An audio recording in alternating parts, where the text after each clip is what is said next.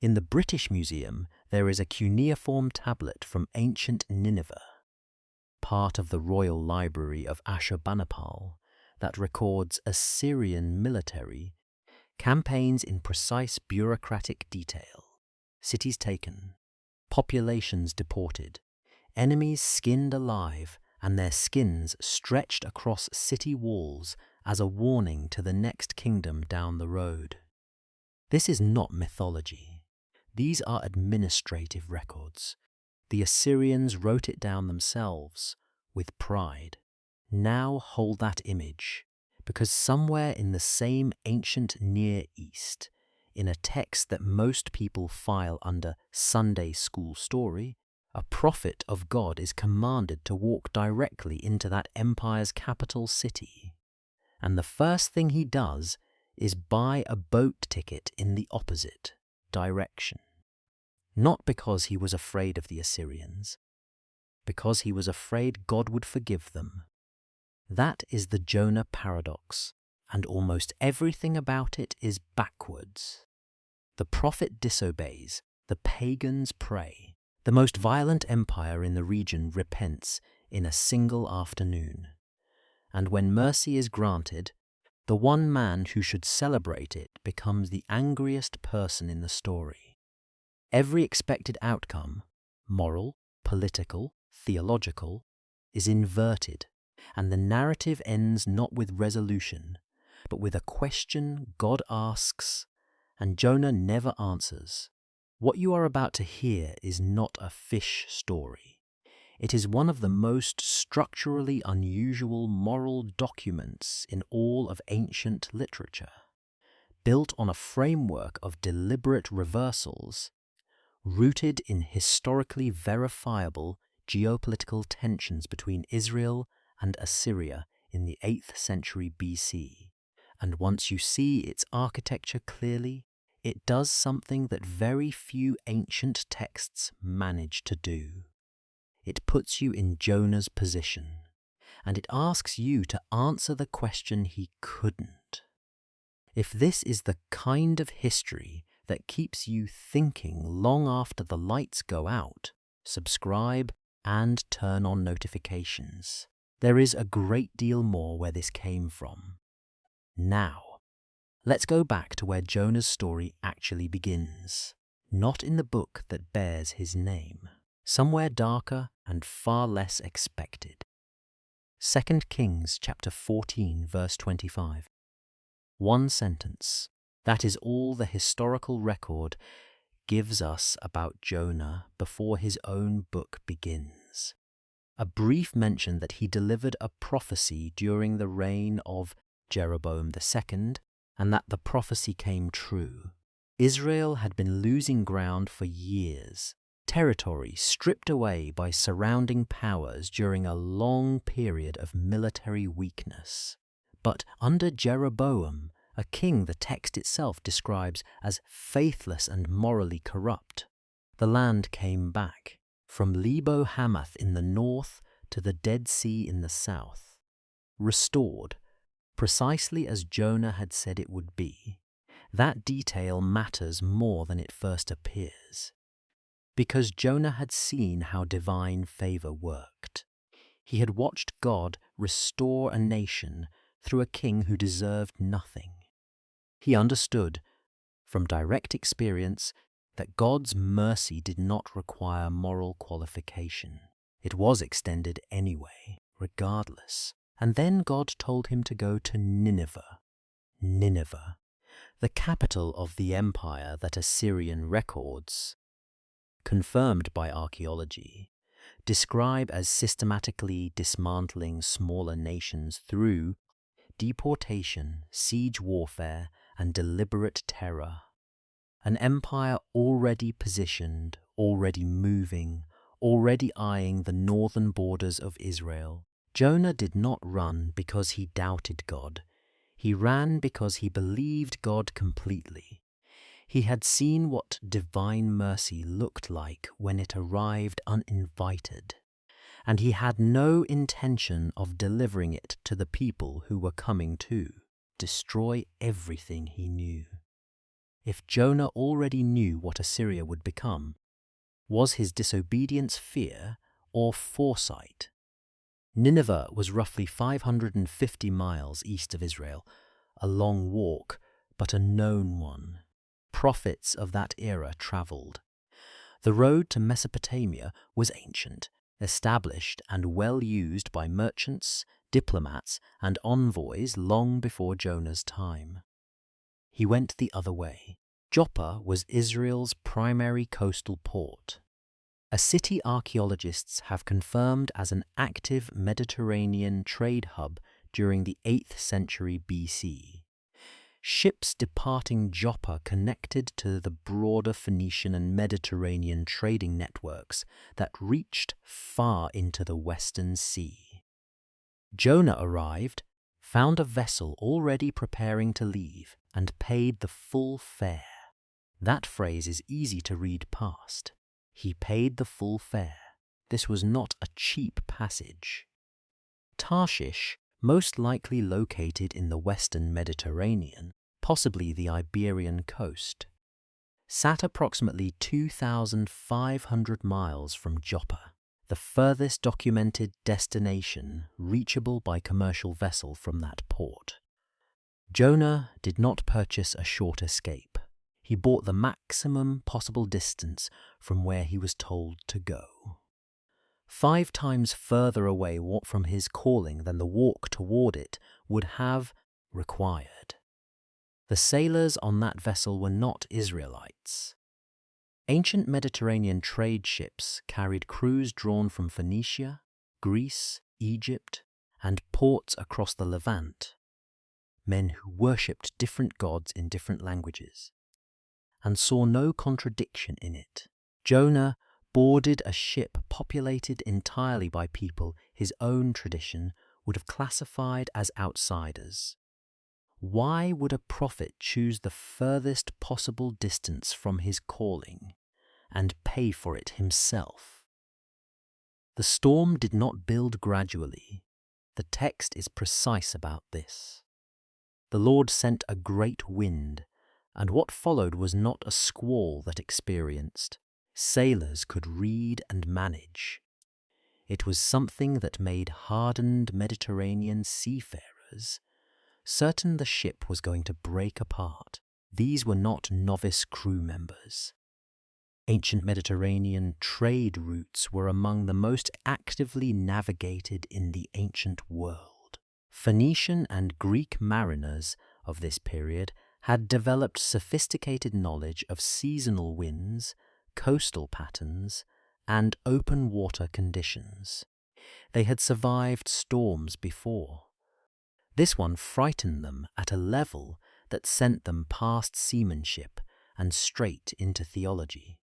Each man cried out to his own God. That detail is culturally precise. Inscriptions and texts from the ancient Near East confirm a world of layered polytheism, Baal among the Phoenicians, Marduk among the Babylonians, Poseidon among the Greeks. A mixed crew would have produced a genuinely multi-religious response, each man appealing to the deity he believed governed the sea. Cargo was thrown overboard. Prayers were continuous. The deck was active with desperate religious effort. Below deck, Jonah was asleep. The contrast the writer constructs here is not subtle. The man with direct prophetic access to the God who made the sea was the only person on the ship not responding to it. The casting of lots, a documented ancient practice for identifying divine causation, fell to Jonah. The sailors, men with no formal connection to Israel's God, identified the spiritual crisis before the prophet did. Religious identity and spiritual awareness, the text quietly suggests, are not the same thing. Why are the people with the least theological knowledge the first to recognize that something sacred is happening? When the lot fell to Jonah, the sailors had questions. Who are you? Where do you come from? What have you done? The interrogation is rapid, almost panicked, and Jonah answers with a statement that, in any other context, would sound like the opening of a prayer. I am a Hebrew. I fear the Lord, the God of heaven, who made the sea and the dry land. It is a precise, theologically correct confession. God's sovereignty over creation, including the very storm threatening to kill them all, is fully acknowledged. In the ancient Near Eastern world, such a declaration carried weight. To name your God as the maker of sea and sky was to make a significant cosmological claim. And then Jonah says nothing further. No intercession, no appeal for mercy on behalf of the crew, no prayer for the storm to cease. In the prophetic tradition of Israel, a tradition that includes Moses arguing with God on behalf of an entire nation, Abraham negotiating over cities, the absence of intercession here is not a minor omission. It is a complete departure from what prophets do. What follows makes the reversal sharper. The sailors, the same men who prayed to their own gods, who threw cargo overboard, who identified the crisis before the prophet did, now attempt to save Jonah's life. They row harder. They exhaust every alternative before accepting his suggestion that he be thrown into the sea. Jonah does not resist. He does not pray. He accepts death with a composure he never once applied to obedience. The moment he enters the water, the storm stops. The men on deck make vows to Jonah's God. The outsiders worship. The prophet sinks. Why does it take the prophet's removal for everyone else's salvation to begin? Jonah's prayer from inside the fish does not begin with repentance. It begins with geography. From the depths of the grave I called for help. You hurled me into the deep, into the very heart of the seas. The language is not incidental. Scholars of ancient Hebrew literature have long noted that the vocabulary Jonah uses inside the fish draws directly from the Psalms, texts associated with individuals in extreme suffering, exile, or near death. Words like Sheol, the pit, the deep, these are not casual metaphors. In the ancient Near Eastern literary tradition, the chaotic sea represented the boundary between ordered existence and total dissolution. To be cast into it was to cross into the realm of the dead. The Babylonian and Ugaritic literary traditions both preserve this symbolism. Chaos waters, the abyss, the place beneath the world. These were not abstractions. They were cosmological territories that ancient audiences understood as real and terrifying. Jonah had entered that territory. Literally or symbolically, the text places him in darkness, in compression, in absolute removal from every option he previously held. And it is only here, with no ship to board, no fare to pay, no direction left to run, that he prays in earnest. That timing is difficult to overlook. Across 5 chapters of movement, purchase, flight, confession and silent surrender, Jonah's first genuine prayer emerges at the precise moment he has no agency left whatsoever. 3 days. Complete darkness, 0 options, then a word, then land.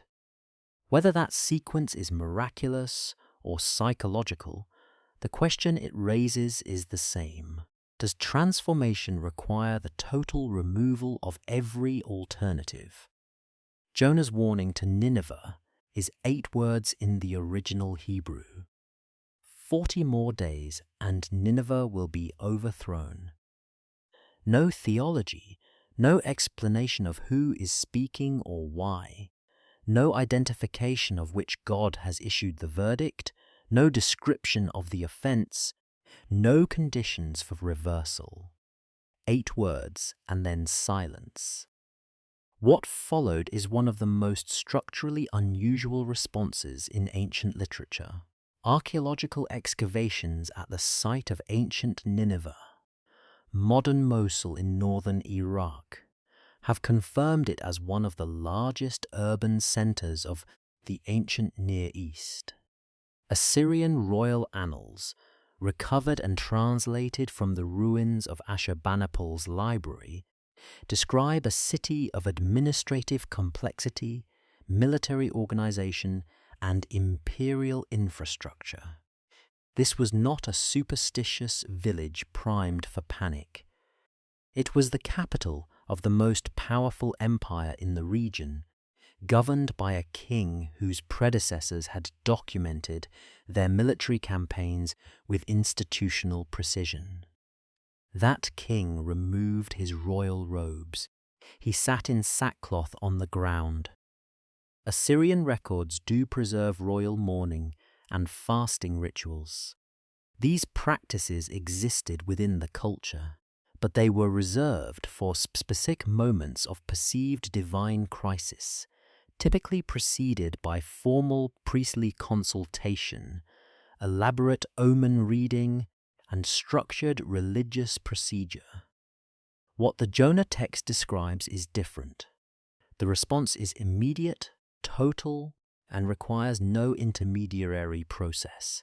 The entire city, from the palace to the outermost districts, fasts. The decree even extends to livestock. The most bureaucratically organized empire in the ancient world responds to an 8-word message from a reluctant foreign prophet with more urgency than that prophet ever showed toward his own calling. Why does the empire that built its power on resistance to outside authority surrender to a single sentence? Nineveh was spared, and Jonah was furious, not surprised, not confused. Furious in a way that suggests he had anticipated exactly this outcome. His response is not the reaction of a man caught off guard. It is the reaction of a man who had been right about something he desperately wished he had been wrong about. What he says next is the most theologically precise moment in the entire narrative. Jonah quotes, almost verbatim, one of the oldest confessional formulas in Israelite tradition. The declaration first recorded in Exodus, when God reveals his character to Moses after the golden calf incident. Gracious and compassionate, slow to anger, abounding in love, relenting from sending calamity. This was not obscure doctrine. It was the foundational statement of who Israel understood their God to be. Jonah knew it. He quotes it accurately, and then he omits one clause. The original Exodus formulation includes a balancing statement that God does not leave the guilty unpunished. Jonah does not cite this. Whether deliberate or instinctive, the omission is precise. He is not arguing against his theology. He is selecting the part of it that, in this moment, offends him most. He withdraws east of the city, builds a shelter, sits down to watch. He is still waiting for destruction that has already been cancelled, still positioned as an observer of judgment that will not come. The prophet who fled to avoid this outcome now cannot bring himself to leave the sight of it. His anger, the text says, was so severe he asked to die. What does it reveal about a person when the mercy they preach becomes the mercy they cannot accept? While Jonah sat east of the city waiting, a plant grew up over him. The text identifies it as a kikayon, a broad-leafed plant whose precise botanical identity scholars still debate, though most associate it with the castor oil plant, known across the ancient Near East for its rapid growth and wide canopy.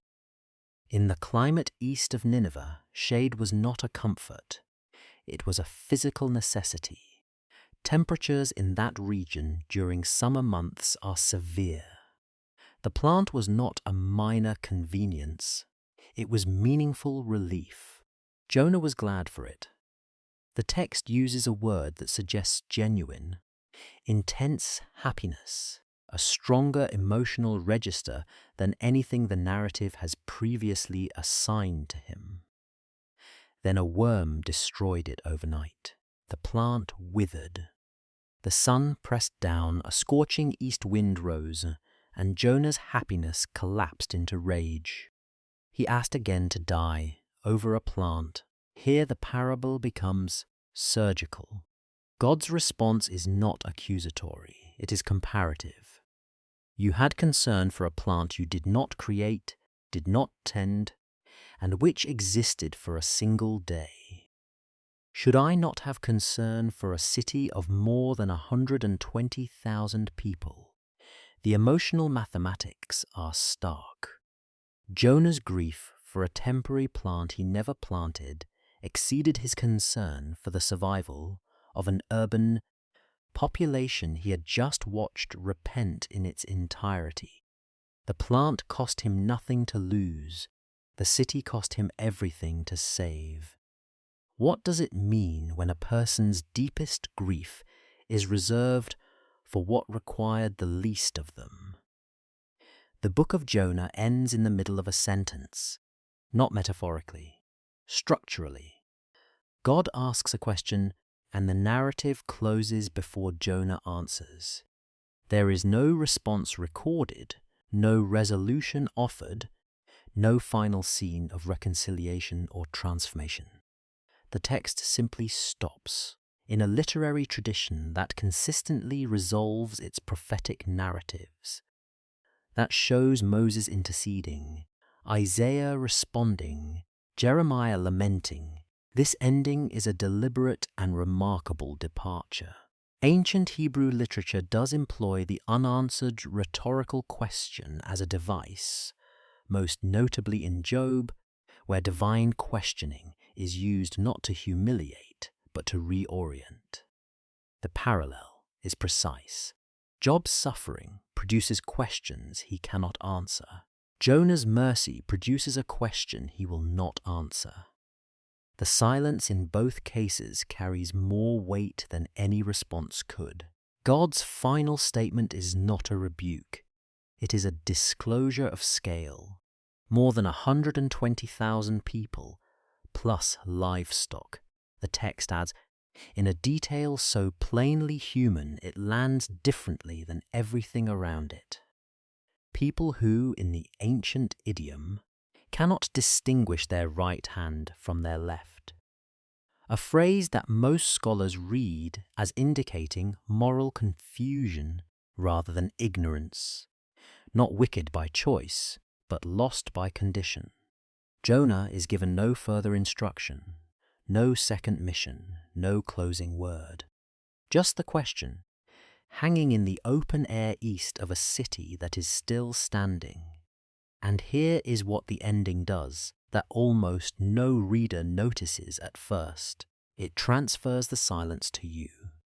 Jonah never answered. Neither have you yet.